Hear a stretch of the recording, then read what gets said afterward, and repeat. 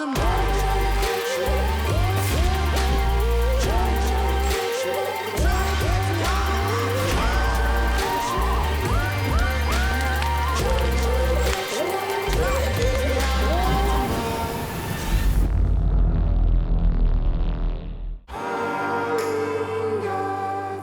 Francois from Kawa Safaris, and I've been hunting in Africa all my life.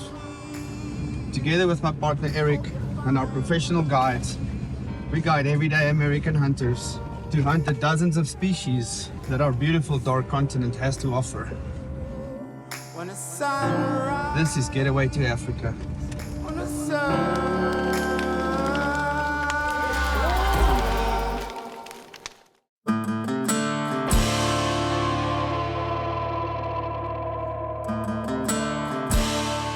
All right, we're here in our mountain concession in South Africa, in Northwest Province. We want to do a bit of an introduction on our game vehicles, our hunting vehicles, what a typical hunting vehicle should look like. We've carefully designed every feature on this truck to fit our hunting needs. So we're going to start and just quickly work our way around to show you what a typical hunting vehicle should look like. Firstly, the Toyota Land Cruiser, tried and trusted, pretty much one of the best hunting trucks ever made. This thing will go anywhere. We just drove up this mountain in low range. Real all-terrain tires, very good quality tires. We run through about 2 sets of those a year. During hunting season, we get a lot of flat tires, so we have puncture repair kits in the vehicle. We have a compressor in the vehicle.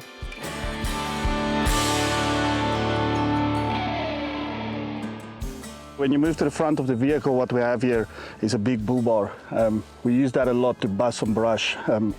Some places that you hunt, you can't always just drive in, there's not roads, and this helps a lot to just bust the brush to get there to recover the animal. Also on here we have a winch that we use for multiple things. We use this to recover some of the animals, to load them onto the truck, as well as when you get stuck in some muddy places, you can use it to drag yourself out. Also it's fitted with 2 big spotlights. It's always good to have some extra light, especially at night time. Happens that you come home late at night and you do need some extra light to see. You don't want to bump into animals or drive off the road, especially on mountain areas like this. Something that we love is we take a double cab truck, so we got 4 people inside, and then we have the short cab of the double cab extended onto the longer bed of a single cab truck. You'll see that the rails here at the back is quite extensive. We've designed this ourselves. We've taken an existing setup and just modified it so that we lower the tailgate. We can stand on the back of the tailgate, and this gives us a longer base at the back. We've got 2 fitted seats in front for clients. We've got probably 3 or 4 people can stand at the back here. We've got a shovel on the back. We've got a shooting bench, especially some areas where we hunt. We shoot off the truck sometimes, very seldom, but if we do, we've got a shooting bench up there. And then of course, very, very important is our loading dock at the back here. So as you have seen in the front, we showed you the winch, and it doubles up for help to get the animals onto the truck once we recover them. We use this little gate. It just pops out here, and you'll see there's a fitting here where it pops in. It makes like a slide, a ramp for the animal. Then we have another pipe on the back here with a pulley system. The winch will come right over from the front of the truck, over this pulley system, all the way down to the animal, and we can just winch it up into the bed of the truck at the back here. Of course, always a spare tire at the back. We've got tire pressure sensor gauge inside it that monitors the tires. It tells us if our tires are correctly inflated, and we have a spare tire on the back at all times. The suspension system, quite important. We utilize a lot of very, very difficult terrain.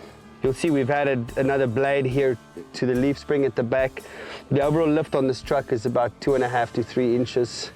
Makes for a little bit more comfortable ride, and obviously a way more load on the bed at the back. This truck takes a lot of beating in the terrains that we're hunting. So on the back of the bed of the truck is just as important as anything else on the truck. What we have here is this tailgate. It's reinforced with a steel plate, and even on the sides it's reinforced. And then you can see it's rubberized. There's a rubberized coat on there. Rubberizing here helps a lot with cleaning it, easier to clean. It also adds for grip when you stand on the back of the truck for your boots. So that's a very important part, is the reinforcing on the back of this truck. Getting onto the truck can be a mission at some times because these trucks are so high. We lift them for the terrains we work in. What we've done here, we've fitted this rail here with a side step. It opens up like this, and it just makes it much easier to climb up there to get the clients to the seats where they'll be sitting. Last but not least, one of the features on this truck is one of these pipes are galvanized on the inside. We fitted a little hole at the top there where we can fill it up with water, and then we got water on both sides of the truck. This comes in very handy when you're in the bush. This is not necessarily drinking water, but you want to wash your hands or you want to wash down an animal for photos or any situation where you might need water. This holds about 5 gallons of water. Comes in very handy when you're out in the bush in the middle of nowhere.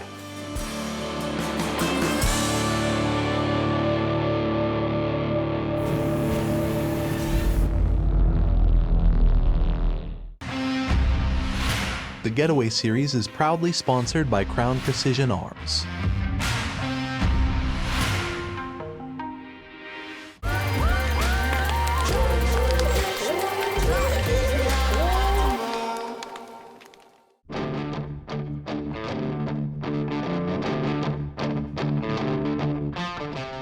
Evening, Mr. Petrov. Eric, how are you? I'm tired today. Yes, so am I. We walked. Yes, we did. We were looking for an eland for you specifically today, and with this desert sand, you being to South Africa twice already in the past, coming to a place like this with the desert sand, it's a bit different. Oh, totally different. And it, More difficult to walk in, the brush is thicker. yeah. Much more difficult to stalk. Yeah, but anyway, we were on the eland track, we did our part, we walked, we got very close. Yes. Very, very close, but since yesterday we were talking about some of the tiny tent species, duiker, steenbok, stuff like that, and Right. that's something that intrigued you. And I said, well, if we find a good one, obviously we're going to take it. And I think personally a lot of people forget about the smaller stuff in Africa, which makes great trophies. And I'm going to give over to you to tell the rest of the story. Yeah, we've been chasing after the largest of the antelope all day, the last couple days, and we've got one of the smallest ones today. But yeah, we were going up on a stalk, we were looking for eland, and we happened to see a nice oryx. Just couldn't get on the sticks fast enough. He decided this wasn't the place for him to be, and Yeah. away he went. And we looked, and there was that magnificent little duiker standing there. Nice horns on him, so let's take him.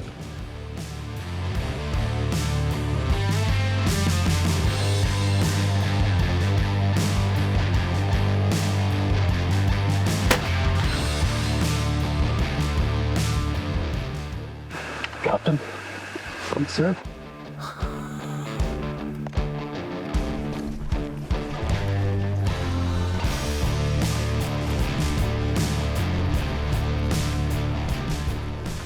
Oh, look at this guy. Ew, it's a monster. Yes, Patrick. Nice. Well done. Thank you. Congratulations. Thank you very much. It is a, it's Thank you. a big boy. Check this out. Huh? Oh, wow. Look at the teeth. There's almost nothing there. Oh, he's an old fella, Look huh? at that. Wow. Yeah, that's it. Very old. Wow. Well, Patrick, we're out here for either an eland or a duiker. Yeah. Being a small, but we know about this area of the good duiker. We came in here and we spotted this old boy right here. Yeah. It's run us through the quick hunt it was. Yeah, we were walking up here, we spotted oryx, and he didn't stick around long enough. Yeah. And this little guy happened to be standing here. It was kind of a target opportunity, and one I wanted to get if it opportunity arose. And yeah. here he is. Very nice. And we need to add what an old animal. Yeah, yeah. Just showed you there's no teeth left in its mouth. All teeth, You he's can skin see- and bones. Yeah, skin and bones back here. Yep. You can see the spine coming out, the Yeah. bone sticking out. So it's actually a very good animal to take. Yeah, yeah. At the end of its life, big trophy. Yeah, and very nice. absolutely great shooting. 149 yards on a small target Yeah. like this, and he shot it perfectly. It dropped. I love it when a plan comes through. Yes, sir. Congratulations. Thank you very much. I It's a great appreciate it. trophy. Well done. Thank you. I think that's the first small one you ever took. No, I've got a diker before. This is the second one I've taken, Second but one. this is by far the nicest one I've taken. Yes, you're gonna look far and wide to find a big Yeah, one like this. Not even close. So I guess we're gonna start working on that, what we call the tiny 10. We're Yes. gonna check out some steenbok, and Steenboks, yep. next year we'll present some other animals, and Right. we'll take it from there. So it's actually something nice Yeah. to pursue as well. Absolutely. Especially someone like you who's been to Africa a couple of times, you've got plenty of species. Right. I think that's something really Yeah, nice. something to add to the list there, and they're fun. I mean, And tough to hunt. they are very difficult. I You mean- can see them, but you won't see them for very long. Yeah, and All they have to do is take 2 steps, and they're in the grass. In the grass or behind a bush, and you see them Right. jump all over, but to get a shot on one Exactly. and make it count, Yep. congratulations. But it's Well, fun when you finally make it happen. That's right. Yep.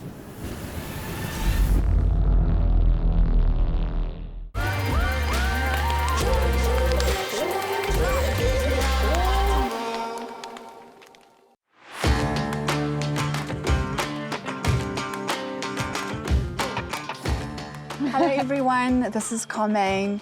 I'm here with Claudia from Montana, and today we're going to demonstrate something that's very traditional to South Africa and Namibia, and something that we enjoy on our hunting trip.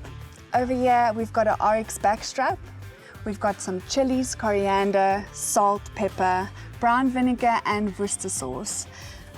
Claudia, if you can just start grinding the chilies for me. Yes. I will go ahead and cut the oryx in thin strips. This is a nice snack, a traditional snack that we have in South Africa and Namibia. This is one of my favorite parts actually about coming here, is getting to learn and taste and try not only the different game meat, but the different ways that it's prepared. Yeah. Because it is different from the United States, so it's nice to be able to take that home and enjoy it while I'm here. Absolutely. I cut it 1/4 inch thick, and these little long strips I'll cut in half just so that it's like a bite size.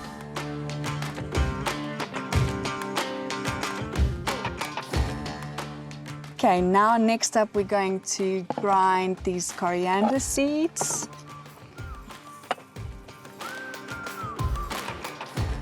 Okay, so the meat has been prepped, perfect bite size strips. Now I'm going to place it in this bowl next to me, and I'm going to start with whatever you want to start with. It doesn't really matter. This is the chili that Claudia grinded for us. We like it Spicy. with a nice A little bite, kick, yeah. yes. And then Claudia, can you throw in that coriander that you Sure grinded can. up? That looks ready. You can smell it, eh? Yes. It is such an aromatic herb. I think honestly when I eat this too, this is the spice that I notice the most. Exactly. Yes. Will you grab the salt for me, please? Yes. I'm going to put it in? Yes, Okay. just go ahead. Yes, this is such a simple but such a good recipe, and something Right? definitely manageable Yes. as well back You don't home. need to really go and buy the ingredients because you have it in your pantry already. Yes. Okay, so now the vinegar and the Worcester sauce, and that will be our marinade. Okay. Finish all of that for me, please, Claudia. And then the Worcester sauce. Yes. Okay, so now it's gonna go in the fridge. It's gonna marinate overnight, just so that all the flavors can pull into the meat. And then in a couple of days, it's dry and you can enjoy. I'm ready to eat. Fine. It smells amazing Right, already, and I know yes. it's going to taste even better. So thank you for showing me this. Pleasure. Yes, what a great cheers dish. with my lovely meaty hands. Cheers, cheers.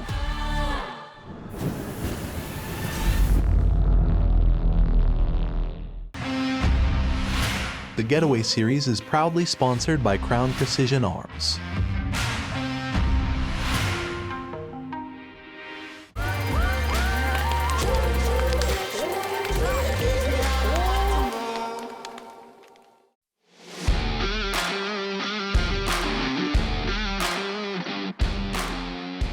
was a wonderful morning. Every time when you have an interview at night, it was a great day. That's how you know you had a good day. So I don't want to say too much about it this morning because I know since last year that you've been here, you wanted a red Hartebeest, but you had specific requirements, which is not always easy, towards your red Hartebeest. So maybe you can run us through the hunt. You got your red Hartebeest today. Congratulations on that. Thank you. And just tell us a little bit more about your day with that red Hartebeest. Yes, so beautiful morning. A little chilly for sure, but beautiful morning.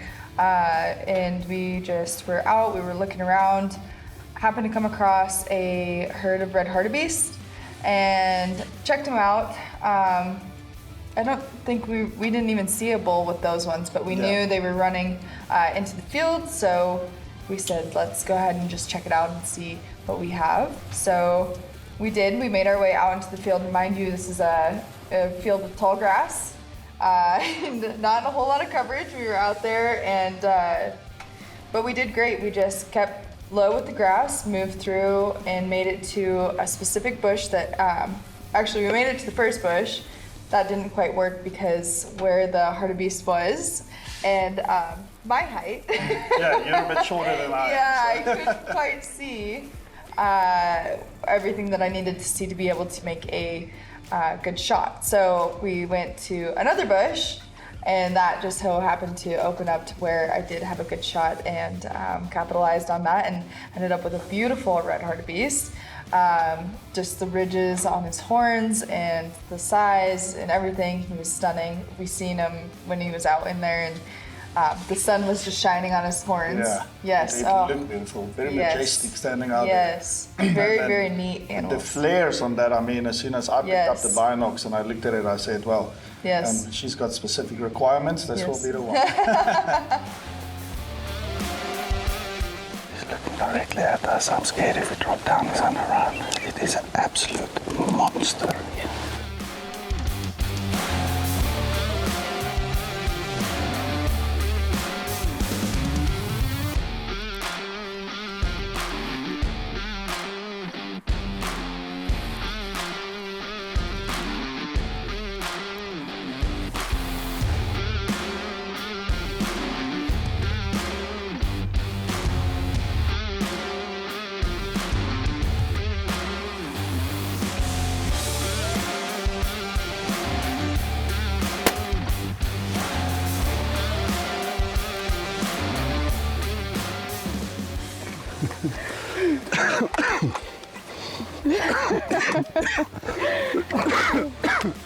Excuse me, the dust kicked up from that muzzle.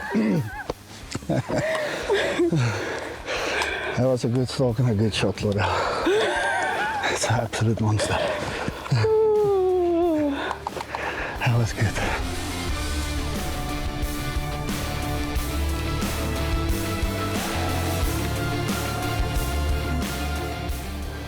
Oh yeah. Well done. Congratulations. Thank you. What a big bull. Thank you. Great shooting.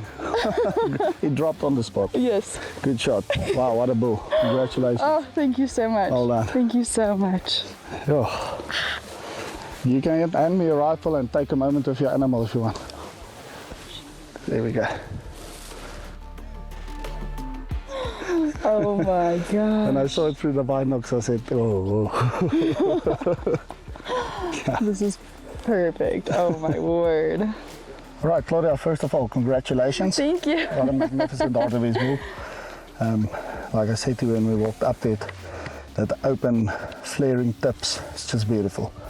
Call it a Harley Davidson. What a beautiful bull. We are in this great open plains. Look at this tall grass. Only a few little trees, but I'm gonna let you run us through the hunt.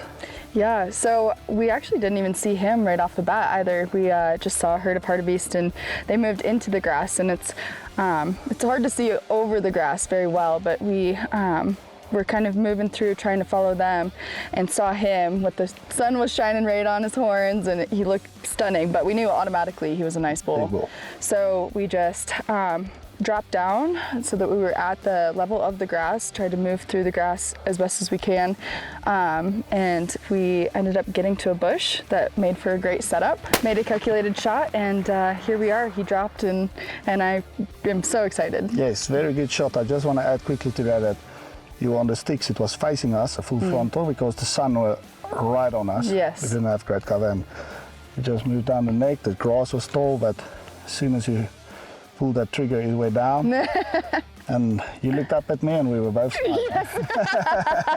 We had the look. It was good. Congratulations, Yes. Claudia. Thank you so What a much. beautiful animal, well done.